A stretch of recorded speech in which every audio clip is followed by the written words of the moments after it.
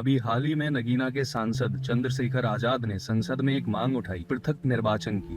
आप सही मायने में दलितों को, महिलाओं को, पिछड़े वर्ग को आरक्षण देना चाहते हैं, लाभ देना चाहते हैं, अगर आप वास्तव में उन्हें संसद में सशक्त रूप से लाना चाहते हैं, तो वक्त आ गया कि उनके लिए पृथक निर्वाचन की व्यवस्था की जाए, क्योंकि बिना स्वतंत्र राजनीतिक प्रतिनिधित्व के आरक्षण केवल एक संख्या बनकर रह जाएगा, सशक्तिकरण नहीं बन पाएगा।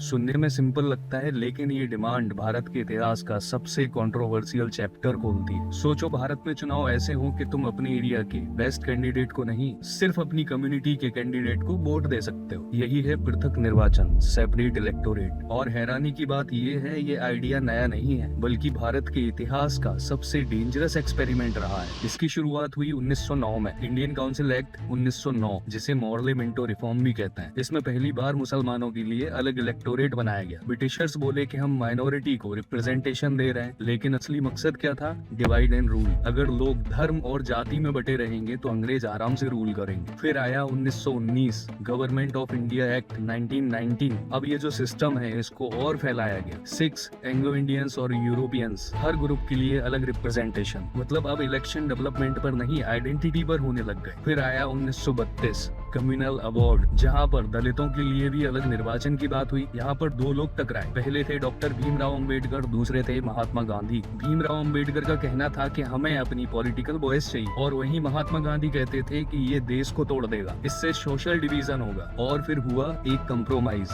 पूना पैक्ट 1932। सेपरेट इलेक्टोरेट हट गया, लेकिन रिजर्वेशन आ गया, जहाँ पर दलितों को आरक्षित सीट्स मिली। मतलब कैंडिडेट दलित होगा, लेकिन वोट पूरा समाज करेगा। अब सवाल आता है, आज फिर वही डिमांड क्यों? क्योंकि आज भी कई लोग मानते हैं कि उनकी आवाज को दबाया जाता है और उनका लीडर कोई और चूज करता है। लेकिन असली खतरा क्या है? अगर अलग अलग कम्युनिटीज अपना लीडर चूज करेंगी तो देश एक नहीं, टुकड़ों में बट जाएगा। भारत का संविधान साफ कहता है, एक इंसान एक वोट। रिप्रेजेंटेशन चाहिए, लेकिन सेग्रीगेशन नहीं। अब सबसे इम्पोर्टेंट सवाल, अगर ये सिस्टम आज वापस आ जाए तो क्या होगा? पॉलिटिक्स पूरी तरह बढ़ जाएगी। हर पार्टीज अलग अलग कम्युनिटीज को टारगेट करेंगी, और जो मैनिफेस्टो है वो कम्युनिटी स्पेसिफिक हो जाएगा। लीडर्स बदल जाएंगे, नेशनल लीडर कम, कम्युनिटी लीडर ज्यादा हो जाएंगे। और फिर नेता बोलेंगे कि मैं सिर्फ अपने लोगों का लीडर हूँ। सोसाइटी में मिसट्रस्ट बढ़ेगा। बात ये होगी कि वो उनका कैंडिडेट है, ये हमारा, और धीरे धीरे ट्रस्ट खत्म हो जाएगा और पॉलिसी पैरालिसिस का खतरा बढ़ जाएगा। हर ग्रुप अपनी डिमांड पुश करेगा, कॉमन ग्रुप खत्म हो जाएगा। पृथक निर्वाचन सिर्फ एक डिमांड नहीं है,